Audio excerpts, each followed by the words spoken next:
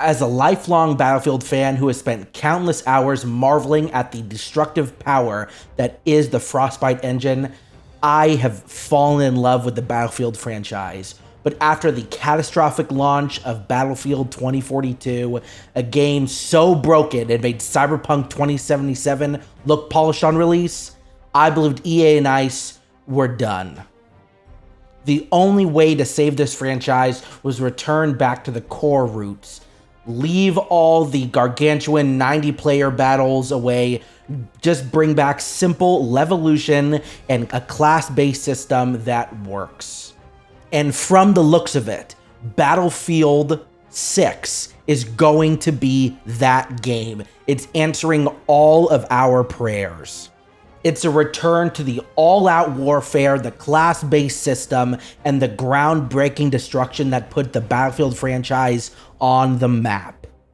As mentioned before, it is no secret the Battlefield franchise has been struggling. It has a massive loss of identity with 2042, CEOs that want you to pay to reload, but from the playtests that have been released for Battlefield 6, it looks like DICE knows that this is a make or break game. If Battlefield 6 flops, I fear it will be the end for the franchise. So they're going all out, ensuring that they take what the community says to heart and listen to them this time around, so hopefully their game will be a success. The scenario for this Battlefield is that it takes place in America that has been attacked by this private military group. I'm not sure on all the details yet, no one is, but it seems like one of the biggest maps is going to be New York and San Francisco. So I'm expecting to blow up the Golden Gate Bridge or for the massive skyscrapers to come crashing down. They've also hinted at weather events that's different from Levolution, but will also affect the gameplay and the entire environment itself. Basically, whatever you're going to be doing in this game is going to be scarring the map permanently for whatever mode you're in. I'm sure the DLCs, in my opinion, are going to be adding different cities and different states for you to go and play in. Probably a Southern Front with Houston or Austin. We'll see how that goes. One of the biggest takeaways from the entire playtest is the return of the class-based system. You're not going to have these operators running around. It is classes. Now, there is a debate between locking guns and equipment behind classes or having it be a more fluid system, sort of like Call of Duty. I, for one, think that at least equipment should be locked between classes. The medic should be the only one with the paddle boards. The guns, I don't really care about. I don't really care if medic has the sniper. Of course, like most modern Battlefield games, they'll probably have a return to Battlefield 4, return to Battlefield 3. I love the Omen map for Battlefield 3, so I do hope it makes an appearance in this game. I've been missing it so much. But regardless, I think there's going to be some really cool story elements that tie in. We also know from all that information we'll be getting a campaign, so I'm happy they were able to focus on single player a little bit.